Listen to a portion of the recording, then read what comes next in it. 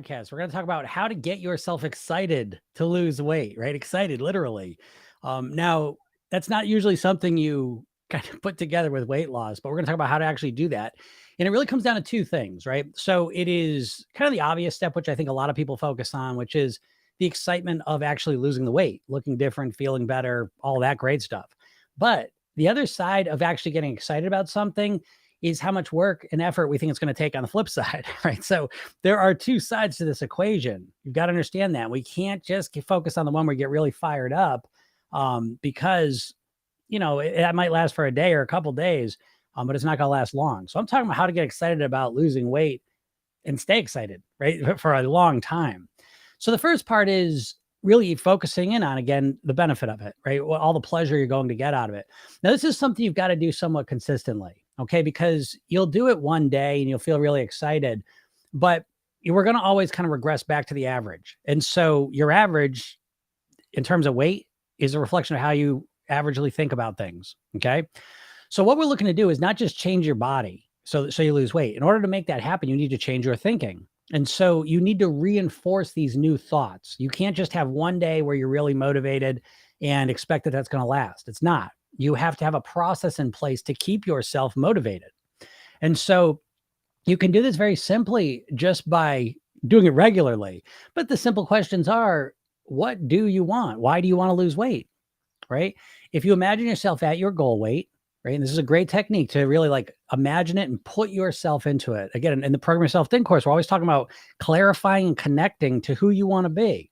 And every time you do this, it just reinforces that. It makes that motivation stronger, makes that picture in your mind clearer. So why do you want to lose the weight? And not just in terms of what you're going to get away from pain-wise, although that's fine. Let's start there. What pains will you be free of? Physically, mentally, and emotionally. So physically, what would be the difference? In addition to you being lighter, looking different, what other benefits would you get out of living at your goal weight, out of achieving that? And again, it's different for each person. So you fill in the blanks. Maybe looking that way and being able to wear the clothes you want to wear is really motivating. Great. Okay. Give it some thought. What is the benefit of you living at your goal weight physically? Maybe your knees would feel better. Maybe your blood sugar numbers would improve. Maybe the health reasons, visual, how you look reasons. Let's go into the mental and emotional side. This is where a lot of benefit is. How would you think about yourself? Right. So I want you to give this the thought for a second, because there's a good chance that you think about losing weight all the time and you think about food all the time. And so this becomes just what you think about regularly. What would it be like to be free of that? To just be at your goal weight in a way that really worked for you. So you just stepped into this new identity, into this new body, into this new reality. Right? How would that feel to live as that version of you? In addition to just how you look, how would it feel to be that you? Right? It's a different version of you. It's the you that's eating the right foods, living the right way, getting the results you truly want, and step into that feeling. Okay. And that leads us into the feelings. What emotions would you experience regularly at that weight? And that's a combination of two things. What emotions would you be free of? Right? The frustration, the shame, the guilt, the depression, whatever emotions kind of go and coincide with the extra weight. What emotions would you feel at your goal weight, living as the best version of you? Right? What would that feel like? Just take a second. Whew, let it go. Relax. Bring the nervous system down. Let's activate the parasympathetic nervous system. Calm down. Right? Because a lot of those good feelings you're probably imagining are in this realm, where you just feel calm and relaxed. You're congruent and centered. You're connected with who you truly are, your most powerful version of you. Not just because you look a certain way, but because you are being a certain way. You're being a specific version of yourself, one that's thriving, succeeding, doing the right stuff. Feel that, right? It feels nice.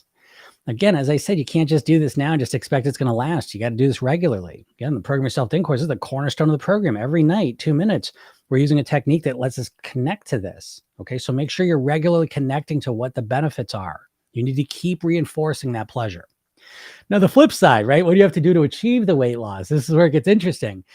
This is where I hope, right? Everything I say, that you start a different path. Right? Because if you're going to go down the same path of dieting, your excitement ain't going to last long, because the way most people start a diet, right, where they're trying to fix everything on day one, it's like crashing into a brick wall, and there goes your excitement. So how do you deal with that? Well, I would encourage you to take this on as a real transformation process, not you trying to lose weight as quick as you can, but you creating a way of thinking, living, and eating that allows you to live at your goal weight for the rest of your life. And so what you're going to do is you're going to take all the excitement you just tapped into, but now you're going to use a new path to make it happen. And it's going to be a longer term path, because how long do you want to experience all those wonderful feelings you just imagined? I'm going to assume you want to do that forever, right? So I want you to start thinking in terms of years, right? What would it be like next year at this time if you stayed on a consistent path of living healthier, thinking better, becoming the true version of you, the most powerful version of you? If you consistently, day after day, took steps in that direction, where would you be 365 days from now? It's not 365% better, because every percentage improves the percentages before it. So it's exponential.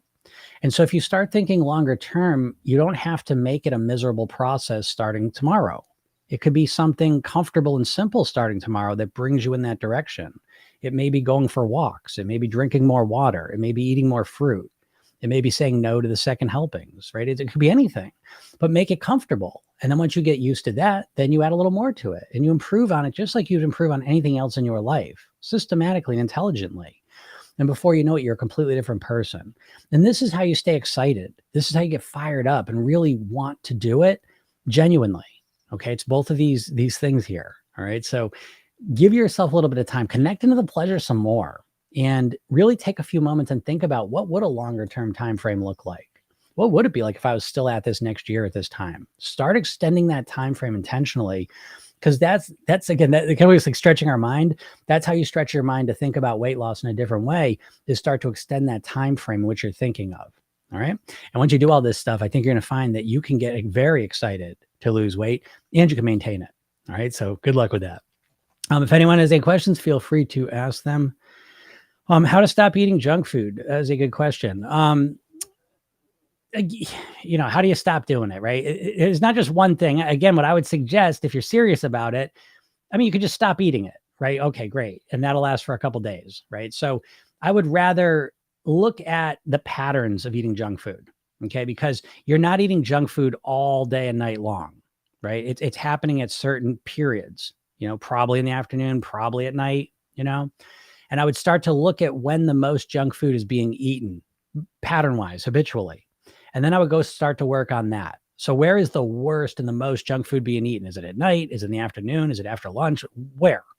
And then I would focus in on that, because that at night junk food eating is probably happening multiple nights a week.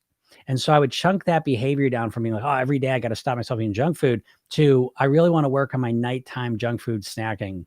I want to reduce it and maybe eventually eliminate it. It's up to you. But hear what I'm saying. The main thing, more important than the specific tactic I could give you, is the strategy, is the process you'd use to actually do it. And the key thing I'm suggesting here is not that you just cut it out cold turkey, right? I don't know. I have not seen that work long-term very often.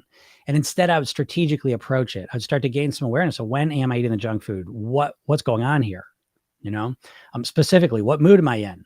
What other alternatives do I have at that time? What are some healthier options? How could I eat some less of it? You know what I mean? There's a lot of different ways you can go at it.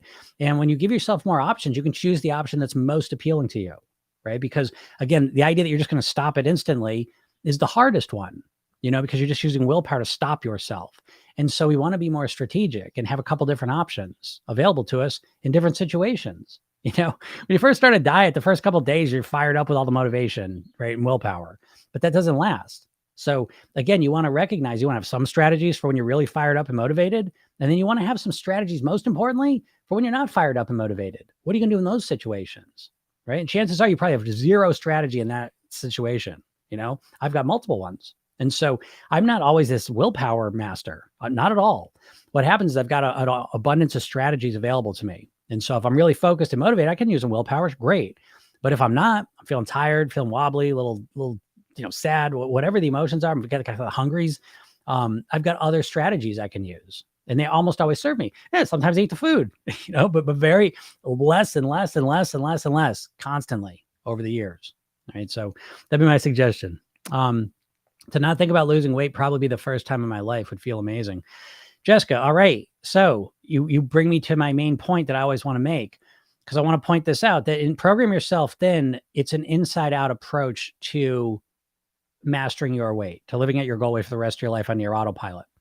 So it's important to understand, if you say to yourself, wow, I've probably never in my life not thought about losing weight.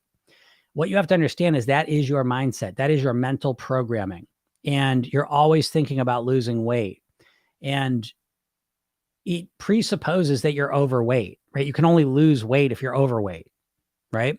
So a lot of your presuppositions, the way you think about yourself as an overweight person. Your identity is that of an overweight person. Your neural connections of the thoughts you have, of the memories you remember, of the questions you ask, of the feelings you have, are all based around being an overweight person. Okay. And so what I'm suggesting, and what we do in the program, is it's a process of becoming the person you want to be, which is not an overweight person. You want to be at your goal weight. And that version of you thinks completely different. I don't think about losing weight. I think about living healthy and eating healthy, but I don't think about losing weight because I'm at my goal weight. Now you say, well, what are you talking? This is just semantics. It's not. Your subconscious mind doesn't understand negatives, right? If I tell you, don't think about what I'm about to tell you. Don't think about a banana. What are you thinking about? A banana, right? And so what you're doing in your mind, you don't realize it because you think you're trying to figure it all out, but you're constantly thinking of yourself as an overweight person in every thought you have. And you're manifesting that. I don't want to use the word manifest. I don't want to get in a lot of attraction stuff, but you're practicing constantly by thinking about how to lose weight. You're thinking of yourself as an overweight person. And so you need to change that. It needs to change the internal dialogue, how you speak to yourself, what questions you ask, what you say about yourself. And I know at first, again, Program Yourself Thin, we transform ourselves through imagination. That's the language of the subconscious. And so you go into it and say, what would it feel like to naturally, because again, losing weight is a result. It's an outcome. It's a reflection of how you habitually eat. Your eating is a reflection of how you habitually think. So we always start, most of your thinking is in response to questions. So when you want to change your thinking, the best way to do is to change the questions you're asking. And so you're asking questions like, why can't I lose weight? What's wrong with me? Why don't I ever stick to a plan? I've been thinking about this my whole life. I'm never going to change this. And you're always asking questions revolving around the problem. So the new questions become, how can I live at my goal weight? How can I eat easily and effortlessly? How can I be a slim, healthy person I want to be? Who's the most powerful Jessica that I can imagine? How can I be that? How can I be that person? What's one small thing I can do to be that? See what I'm saying? Like, the questions dictate the thoughts, and the thoughts ultimately dictate the behaviors. But you can see now, at the very least, I hope I can just show you there's a different path to get on. Start it right now. Again, what happens is we keep asking, what's wrong with me? How come I don't lose the weight? How come I can't stick to anything? We think we're going to have this cognitive breakthrough is going to change everything, but it's not true. What's happening is all that thinking is literally programming you. So there is no point where you get some magical answer and everything changes. It's a point where you realize, holy shit, I'm programming myself to be overweight. That's all I think about. And we switch it. We just decide to switch it. And you can do this now. Like, if you go to my bio and click that link, you go get a hypnosis session. I give it to you for free. And it's the new thin me. So it's to help you start thinking, feeling, and really connecting to what it's like to be that person you want to be. Because right now you can't even connect to it, just to prove a point, which is why it's not happening. You don't like being overweight, but you're familiar and comfortable with it. You see? And so remember, your brain's main job is to be a prediction machine, to predict what's coming so we can survive. And in order to be the best predictor, our subconscious mind wants everything to be the status quo. We want everything to be the same. Even if we hate the weight, we're familiar with it.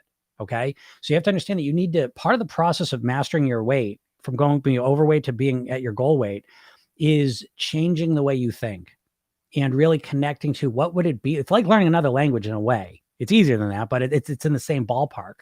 And so it becomes, how can I be the person I want to be? And just keep on thinking about that.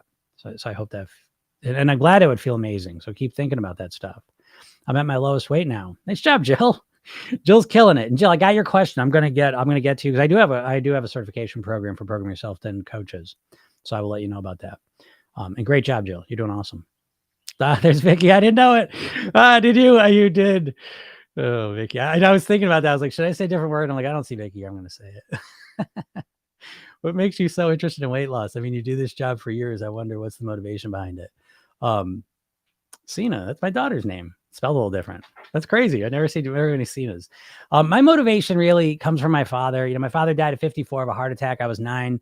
The defining traumatic moment of my life, you could say. And he was obese, technically. Again, now looking at him, it's not like it was morbidly obese, but he was absolutely medically obese, had health issues, ate a lot, just the whole thing. And I knew back then it was partly his weight and lifestyle at the very least, contributed to that heart attack. And I remember that at 9, I was like, I'm never going to go down that path. 10 years later, I was 50 pounds heavier. I was binge drinking. I was just out of control. And so, I always tell this story, but I took a semester off from college, and it was literally the universe just smiling on me. And I came across, all within like a month or two, meditation, yoga, hypnosis, neurolinguistic programming, Tony Robbins, martial arts, and guitar. No kidding. And I don't know, it just hit me at the right time. And it's just like, it was transformative. And it really put me on a completely different path in life. I mean, I was going to school for finance and investments, and I was like, oh my goodness, like this is what I love, And so I've been obsessed with it. And I lost the weight, and that was important to me. But the weight loss part of it, it really is. I look at weight loss as life and death. You know what I mean? Obviously, based on my experience. Like I want you to look good in a bathing suit too, but it's really life and death. I think not how you look, but like when you're in control of your eating, your thoughts, your body, your health, and you're influencing, you're living at a high level. I always say, take your weight loss and wrap it in personal development. So I want you to live at the highest level possible. I want you to live as long as you can, and I want you to live the best life you possibly can. And it really is a mission for me. Like no question about it. That's why I do all these videos, and I do lives all the time. I do all this stuff. I got a coaching program too, but I do a lot of stuff for free just because it's just a mission. I don't want, it's the worst, as you can imagine, it's bad when you lose someone you love, but it's worse when you lose someone you love at 54, right? That's young.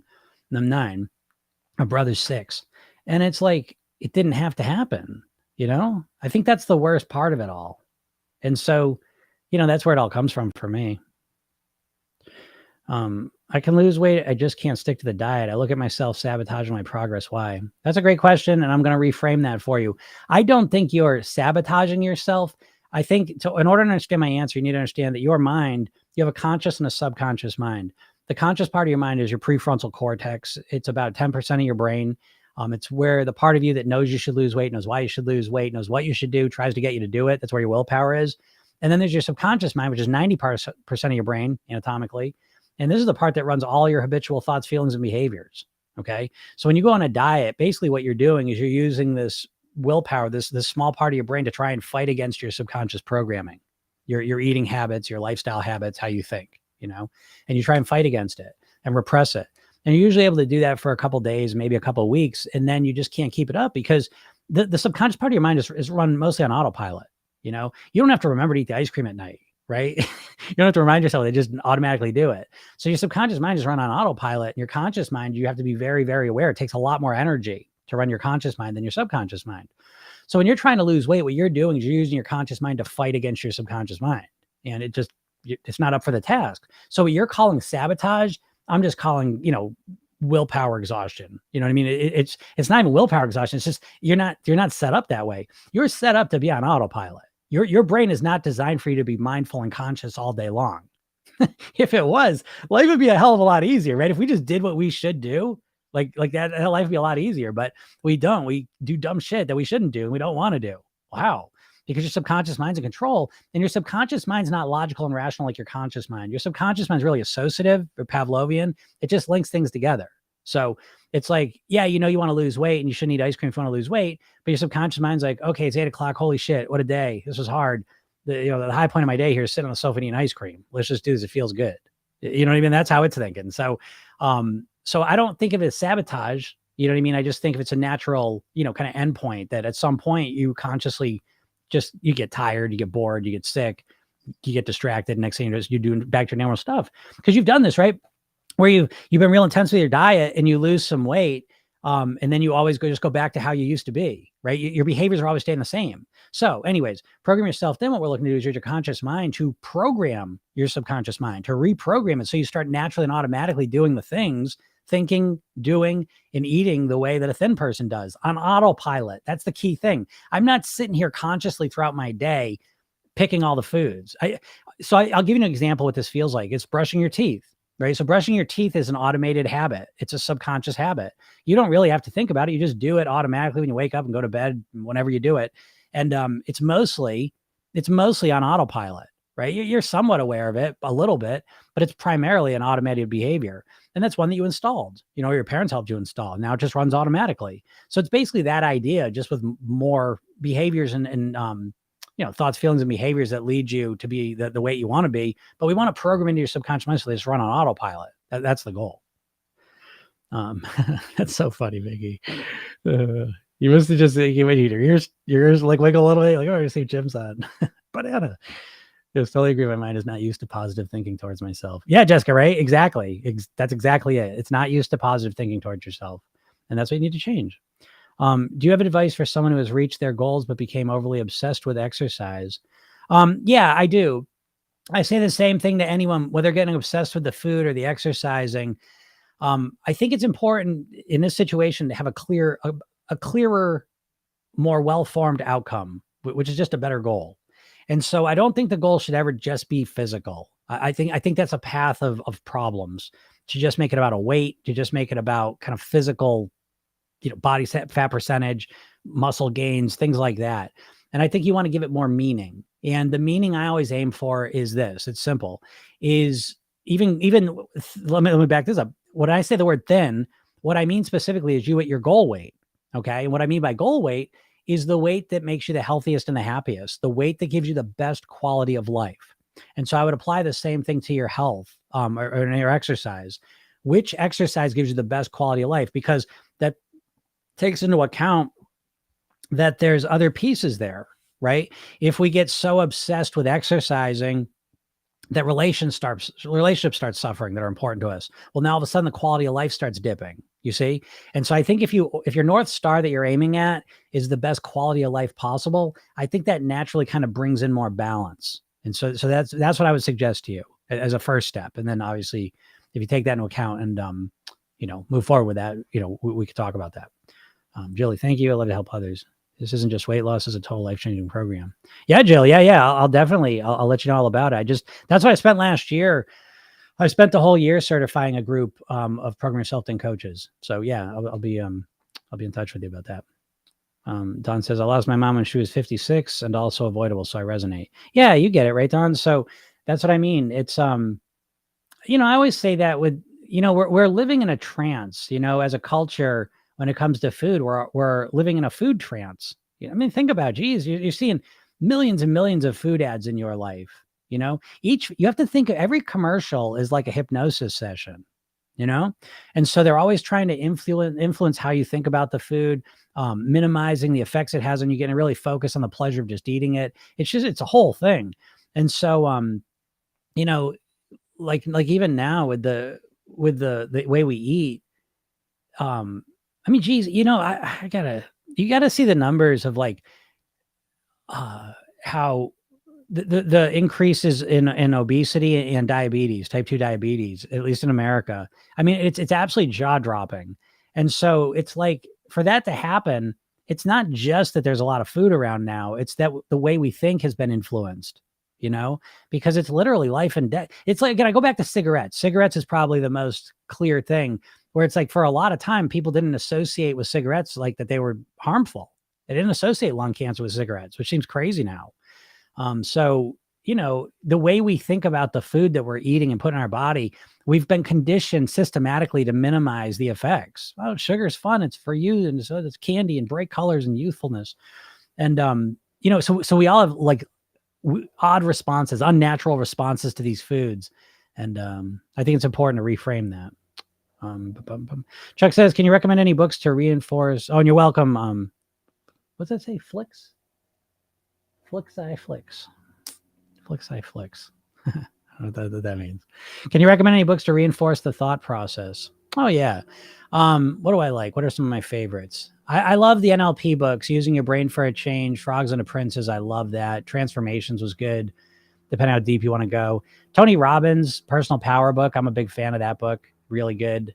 That's probably the best NLP book for like personal development stuff. I think real good. Awaken the Giant Within, right? That was a good one. The thought process I'm talking about, to be honest, I mean, it is literally, I read 50 books a year and I've been doing that for a long time. So I really, again, I follow Bruce Lee's philosophy of take what works, discard the rest, and create your own system. And so that's really where I'm at. So yeah, the books I recommend kind of depend on where I'm at. I just read The Willpower Instinct. I thought that was great. Definitely would recommend that one. And so, yeah, I'd start with those. What you do to be thin? Do you still eat junk food or snacking? Yeah. I still, again, I follow a 5-2 plan. So I eat my goal, my intention is to eat clean 5 days of the week, right? Monday through Friday afternoon. And then I eat for pleasure on the weekends, basically. And so, but I was thinking to tell you, like the other part of the 5-2 plan, and it's never 100%. Like when I'm clean, I'm never like 100% clean. It's the intention. I'm pretty clean though.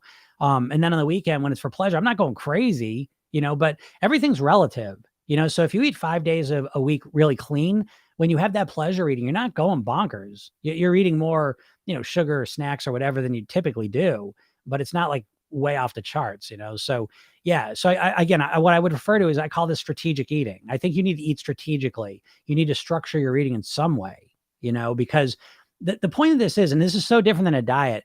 When people start my program, I don't just give them a diet plan to follow because that's so short-sighted. What you've got to do is you've got to structure your eating so it's consistent. That's the one thing. Like I always say, there's no right or wrong. There's only what works for you. But the one thing you've got to do, I've not ever seen anyone change their weight without structuring their eating in some way, so you need that structure so that you can start to put cause and effect together so that when you're eating regularly, you start to be able to gain more awareness of what the impact of the food is on you physically, mentally, and emotionally, start to notice your patterns, what's triggering them, and give your brain some pre-programming. And we're working on, I don't get too far in this, but dopamine manipulation is involved with this. Again, it's very structural, but if you're just going to eat based on it, like if you're overweight right now and you want to lose weight, you're not just going to be like, oh, I'm just going to eat better. That's just never going to work. And I'm just going to start following my extreme plan tomorrow. That's probably not going to work either. So again, the step becomes first is recognizing how you typically eat, seeing the pattern. I promise you there's a pattern there. And once you recognize the pattern, then now you can be strategic. Now you can start to strategically optimize your eating. So, but yeah, I still eat junk food a lot. Do I eat junk food? I don't eat much junk food. Like I don't eat any fast food. I really don't like to eat that stuff, because it's literally, you got to understand anything that's processed, all the processed foods at this point, you've got to upgrade your thinking here. This isn't, again, it's just like cigarettes. At one point, cigarettes, everyone's growing tobacco. They cure it, shave it up, and then put it in a cigarette. Okay. But then all of a sudden they started getting very, very smart about the chemists got involved and they started adding ammonia into the cigarette so it gets absorbed quicker, chemicals and all this other stuff in. Same thing's going on with the food. We started off with real food and they made it into processed food that was still real food. We've far past that point now. We're now at the point where, there's like 30 shapes of salt because it affects your tongue. I mean, there's chemists making your food. It's chemists, PhD chemists with $1 million budgets to create the most addictive food they can make. That's it. We all know that, right? And so I don't like to eat a lot of processed food because, they have that thing, bet you can't eat just one. Yeah, they're going to win that bet every time. It's like the casino. So I don't want to play that game. So I don't eat a lot of junk food because I don't want to deal with the bullshit. Every time I eat junk food, I want more junk food, so I really do steer clear of it. And my pleasure days, I'm eating still mostly natural foods. I'm eating higher calorie, more carbs, that type of stuff. And there's some junk food a little bit, but I really just don't like to eat it. It's like doing drugs. It's like people say, oh, how do I handle, sugar cravings? Well, it's like someone saying, how do I handle cocaine cravings? Well, what do you think? It's different. I know they're different. Like sugar and cocaine are obviously different, but ultimately, it's kind of key that you start to realize these substances are very, very addictive. And what are you going to do against them? You know what I mean? Like you're not a weak person because you're addicted to them. They're drug-like substances, I mean, again, you should read like Salt, Sugar, Fat is a good book to kind of give you some perspective on what you're up against. Cause you have no clue. If you haven't read that book, if you haven't read any books like that, then you're just kind of like living in the world. You literally have no idea. I mean, I studied this stuff for forever and I didn't know. It's just, they got a list of like 7 things they're looking to. There's like mouthfeel, meltdown, bliss points, the palatability of the foods, the flavor hit. I mean, it's just they got to. It's scientific, and I don't know if I'm not a scientist. You know what I mean? So it's like when I see science people on their stuff, they're super smart with this shit, and it's too much. I don't know. I'm knowing everything I know about food. I can't eat that shit regularly and still control my weight. You know, it hijacks my brain, hijacks my body. So be careful with the junk food, everyone. All right. And snacking. Again, I don't want to snack. I look to snack as little as possible. So if I'm hungry though, and I feel like I want to snack somewhere between a meal during the week when I'm in my clean period, I'll snack on whole foods. You know, that's the deal I make with myself. But it's a deal I'm happy to make because I feel amazing. You know, and I'm not hungry. I want to make that clear. You got to manage your hunger. You can't be hungry and lose weight, I don't think. 5 days clean, choose pleasure food. Yep. Oh, thinking fast and slow. Yep. You know, I was going to mention that too, but I was like, if I don't know where you're at with everything, because Thinking Fast and Slow is a meaty read. I mean, that's such a great book though. That's a big part, you know, like that was one of the first books I read that really scientifically explained a lot of how I talk about things kind of anecdotally with hypnosis, right? So they have the system, you know, system 1 and system 2, but that's what they're referring to, the conscious subconscious mind. And so I'm a huge fan of that book. So I'm glad you wrote that. That is a super duper book. And yeah, that really gives you a lot of in-depth understanding of what we're talking about in a more scientific way. But that's a great book to read. Another book, you know, it's not mindset wise, but it's a book that was transformative for me. And I read a lot of books. So anything that's transformative to me, I really recommend highly, was How Not to Die. I think that was a great one. All right. Your videos are ingrained in my head. I'm down 10 pounds. Hey, nice job, Pamela. That's awesome. Yeah, folks, you know what I mean? Like that's why, again, I put this stuff out here for free, you know? I got a program too, you know, which is the same. It's ingraining everything I'm saying into your brain in a very structured, systematic way. But I share everything with you, you know? I put it all out here for you. This is really life or death for me. This is kind of my mission. You know, I want to help you. So Pamela, great job. That's awesome. I'll take a picture of that. I'll have to screenshot these. Julie says, I heard Starbucks thought, how can we bring people in? Coffee, add sugar, bingo. Yeah. I mean, you know, people with the coffee, you know, I always think that's funny that people calling like milkshakes coffee is, you can't do that. You know what I mean? Talking about like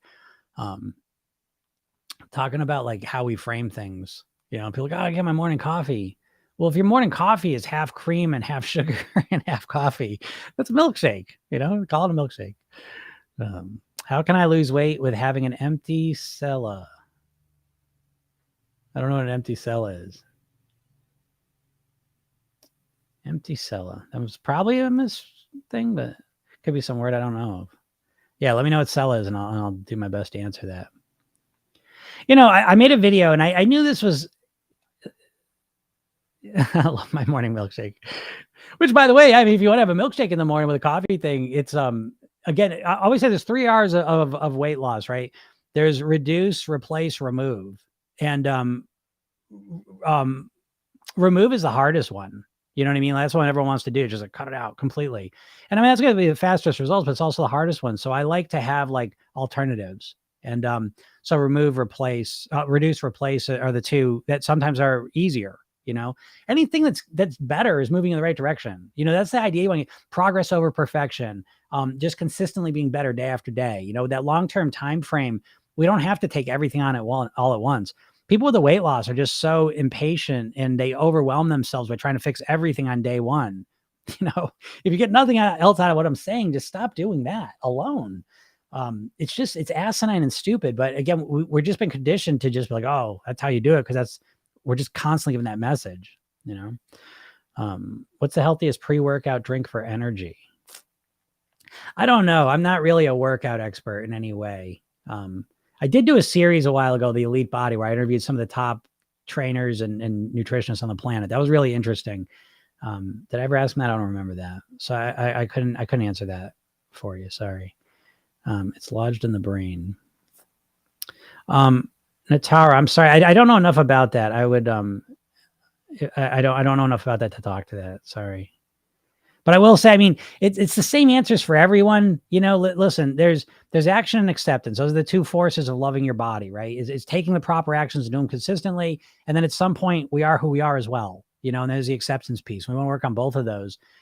So not knowing exactly what your situation is, I mean, I don't have, like, I got genetic cholesterol stuff going on, but whether it's menopause, hormonal issues, PCOS, Hashimoto's, any of it, I think there should be a lifestyle piece. There's three pillars to your weight mastery: mindset. And I'm making a pyramid shape.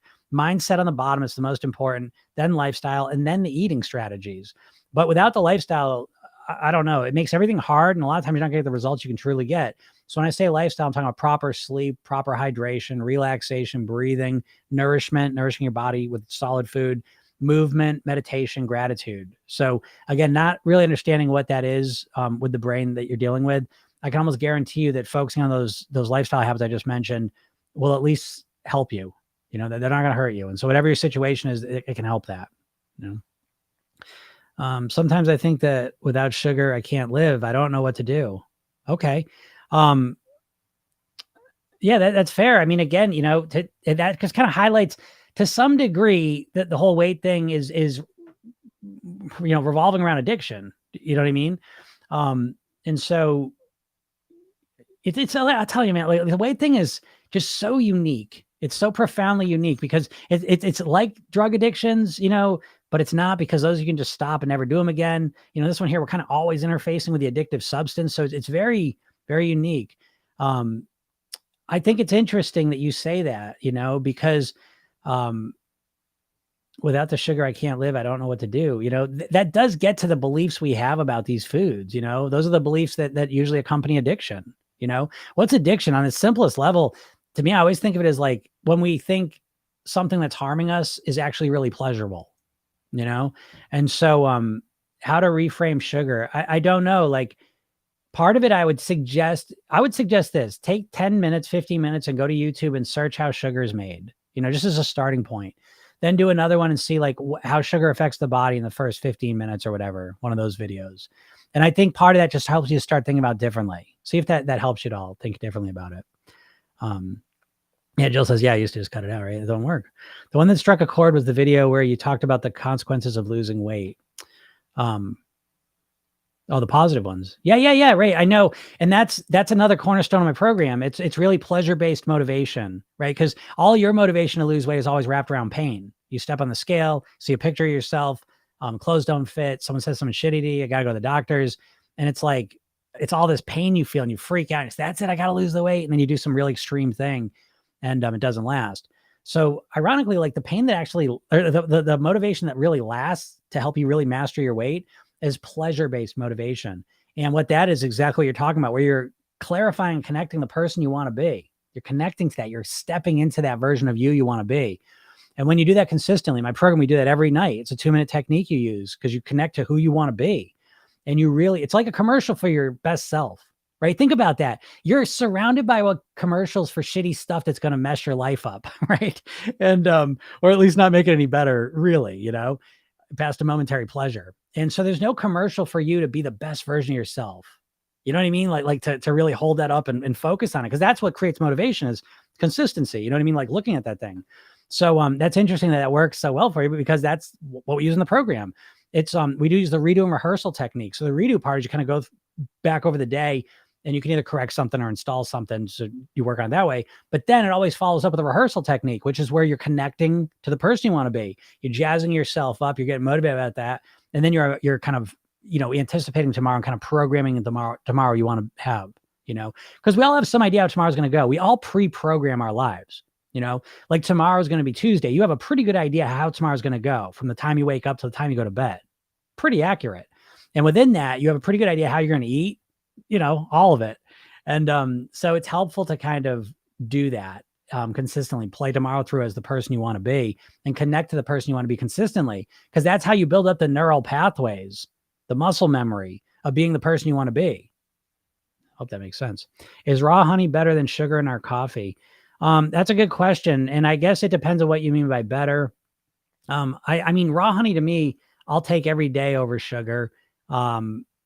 Now, I don't know, you know what I mean? Like there's, does it spike blood sugar? Probably. Does it spike it in the same way? Is it handled differently in the body? I believe it would be. It's just a much more natural substance we've evolved with, So don't listen to me. I'm not a nutritionist in that sense, but how I make decisions, you know what I mean? How I look at it. I've been on a little bit of a honey kick myself. Um, raw honey, raw natural honey. But it's like if it's something natural, I tend to like be okay with it. Now I'm not gonna eat a lot of honey, you know what I mean? I don't want to put a bunch of sugar in my body, but I would definitely take honey over sugar, just based on that thinking I just laid out for you. So that resonates with you, go with it. And if it doesn't, then just leave it.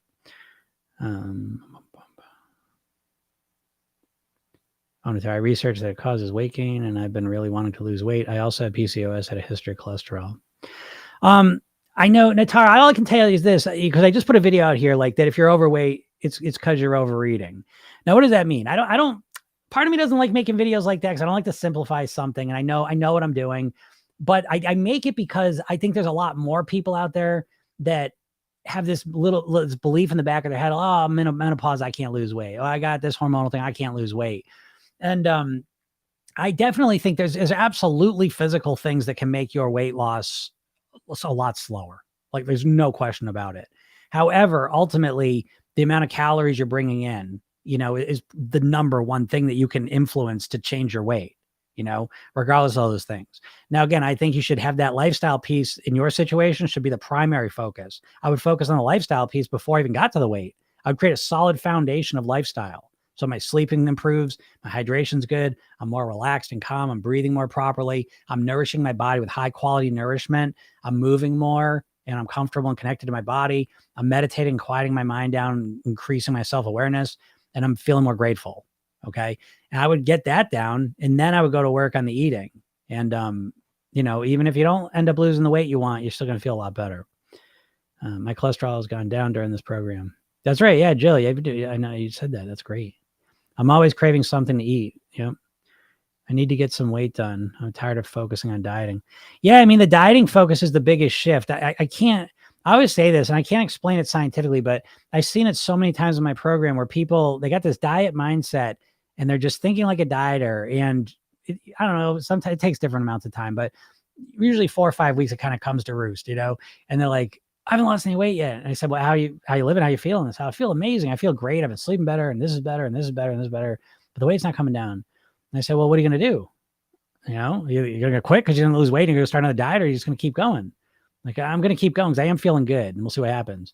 And it's kind of like once they just like kind of let the dieting stuff go, they start losing weight. And it's anecdotal, I know, but I think what I think it is, I think it's partly cortisol. I think people get so obsessed with losing weight that they actually stress themselves out. And I think when they finally just let that go and just be like, holy shit, I feel a lot better. I was realizing that the other day, like, it's not hard to feel a fucking lot better. Like, you feel like shit. I know this because my life, like my focus, the eating's kind of done for me. You know what I mean? Like I still am always tracking it, but it's like, I'm pretty good at my eating. It's the lifestyle piece. That's where a lot of my energy goes to. It's really like optimizing my lifestyle, my sleep, my hydration, my relaxation, my movement, my nourishment. These are the things I'm focused on. And it's like, if you just focus, if you're the average person, if you just focus a little bit on those things, I mean, it is just a profound improvement in how you feel. Like, it's not hard to feel a fucking million times better for the average American. I was going to say that. And then, once you feel better, guess what? Then it's a lot easier to lose weight, right? Because if you're in a chronic state of stress, sleep deprivation, dehydration, you're not nourishing your body, you're not moving much, your mind's just all over the place. Like, how are you going to lose weight? Like, you know what I mean? You can't even, you're in a super impulsive state. You're in a craving state where you're craving everything. I don't know. I don't even know if you wiped out my lifestyle, maybe not live that way, my eating strategies would fall apart. My mindset, I don't think that would get me through the day. The lifestyle piece, I'm telling you, I think of it like this, right? Again, I told you, like, pyramid shape, bottom level's mindset, next level's lifestyle, and then the eating. And I think of it like a tree. I think of like the ground is here, and below the ground is the mindset, and above the ground is lifestyle, and then the eating. And to me, that the lifestyle piece is the trunk, and it's all the branches, and the eating's kind of the leaves. And so everyone just wants to focus on the eating part, but your lifestyle is probably shit. I mean, just if you're the average American, you're probably just exhausted, dehydrated, stressed out. eating like shit, not moving, mind all over the place, ungrateful, probably. You know what I mean? I'm not putting that. If that's not you, great. Okay. But it probably is. And so it's like those things are relatively pretty easy to you don't have to be perfect with them, but to vastly improve them. Like you could feel amazing without losing a single pound by changing those. But once you're more rested, once you're more hydrated, once you're more relaxed, once you've nourished yourself a bit, once you're moving a little more, guess what? Like that all supports you in eating better and losing weight. You know what I mean? Like, I don't know. Like, if I say it out loud, I'm like, Jesus, I teach. I don't know. It's just, you know what I mean? Like, listen, you're all screwed up because you got a diet mentality. You know what I mean? A whole lifetime of diets in your head, conditioning you how to think and look at all this stuff. It's got you twisted upside down. You know, it ain't rocket science. That's the crazy part. That's why I said that. I had to make the video like, if you're overweight, it's because you're overeating. And then I have to say, because I've made videos like that before, and people are like, oh yeah, what about this? What about this? And I had to put the part, well, what if I dropped you off in the woods for 2 months? And I say that because I used to watch a show called Alone. Don't know if you ever watched this. If you've not, you should, specifically for the reason I'm going to say here. We live in such an unnatural, I mean, this might as well be, we live in an alien world almost at this point. Like we're so disconnected from nature that we're almost living in like this artificial alien world. And the way we eat is so disconnected from actual nature of how we would eat in a normal world that I need to say, I'd drop you off in the woods for 2 months. Who am I dropping off in the woods for 2 months who's not going to come back losing weight? Because on Alone, that is the number one problem they have, is that they lose all the weight. It's basically a game of see who can lose the weight the slowest, you know? And so someone says to me, they go, oh, well, if I was in the woods, I'd just mindlessly eat nuts and berries. No, you wouldn't. See, that's how disconnected you are, because you wouldn't eat fucking anything mindlessly in a food scarce environment. Do you know what I mean? Like we're so, the abundance of food and the abundance of shitty, addictive processed food, it's just everywhere. So it seems normal now, you know, and it's not. And so, I don't know. You just with your brain thinking you're just going to eat better tomorrow is never going to work. You've got to change your lifestyle. I've never seen it work without that, you know? So in our program, that's a core part of it. Yeah, probably because of processed food, scale back. Yeah, processed foods are always a problem. Yes, this has been pleasure, not like past weight loss. Yeah, exactly. It's all about pleasure. Either I eat mostly clean, but for cheese, how bad is it really for you? I mean, it depends how much cheese, what kind of cheese. You know, I'm not a huge fan. I eat a bit of cheese here and there. Dairy in general, certainly if you want to lose weight, I don't know. I mean, it is what it is. It's a substance that turns baby calves into full-grown cows in a year or two. You know, I mean, that's what it is. So what can I tell you? You know what I mean? I don't know. If I wanted to lose weight, I would probably cut back on cheese a lot. Oh, wait a second. I did want to lose weight. I did cut back. I don't drink milk. I eat a little bit of cheese here and there. I know people love their cheese. So I'm not saying you have to give it up. You know, there's always, again, in my approach, we always optimize around your pleasure. What's the most pleasurable food that you eat in your life?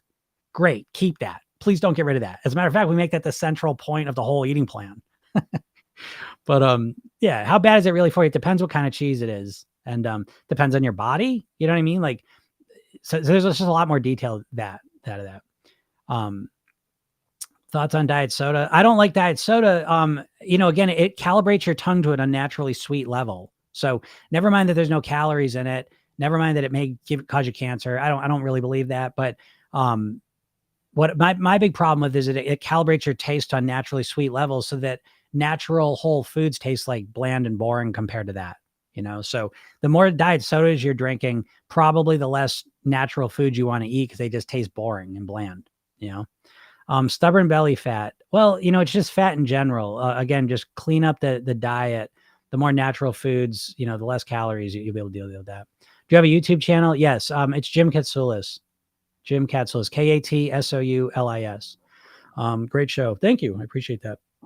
Tips on muting food noise when your mind is just yelling at you and constantly thinking about food. Yeah, Jill, you just said that. More natural foods, the more you eat, the more you crave. That's what I'd say about muting the food noise.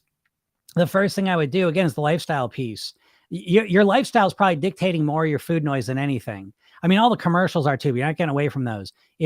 I always call it a bottom-up approach, right? Because most people think about their weight loss, they think it's a top-down approach, where they're going to use willpower to just override all the physical reality, no matter what it is. And so people are sleeping like shit. They're dehydrated. They're stressed out. You know, again, they're eating shit. You know, there's no nourishment. They're micronutriently starved. They're not moving their bodies regularly. Their mind's just all over the place. In that state, that's a state of food noise. you know?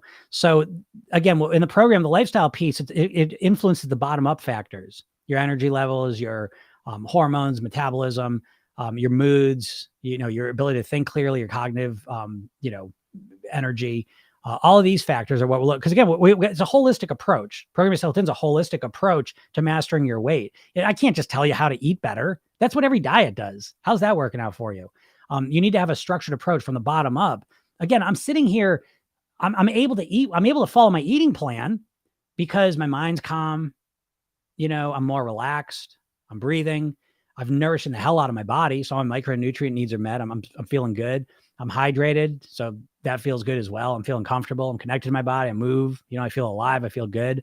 So all of these things are happening, making it way easier to eat the right foods. Hope that helps. You understand that. So, all right, I gotta get out of here, everyone. Teresa, that's me. I know I could talk about the eating thing all day long, but constantly thinking about food. Again, you want to switch that constantly thinking about food to constantly thinking about your health. I mean, that's kind of program yourself then, because you're constantly thinking about something. It's just the thoughts you're running are not good right now. The thoughts you're running, your weight is a reflection of your habitual thoughts, right? Your mindset. And so you need to change your mindset to get a different body long-term. And that's what Program Yourself Then is. So if you haven't gotten it yet, go to my bio, click that link and get that hypnosis session. Okay. That's your first step. The new Thin Me, you can listen to that and experience it. Feels great. Then there's a training I bring you to right after you opt in, which is 3 steps to master your weight. You ought to watch it. It's about a half hour or so. Right. And then, and then if you want to, I talk about the program after that and I give you a discount if you want to get started with that. But yeah, go opt in there and get that hypnosis session, watch that training, right? That'll help you with all the stuff we're talking about. All right. All right, everyone, have a super day. We'll talk soon. Bye.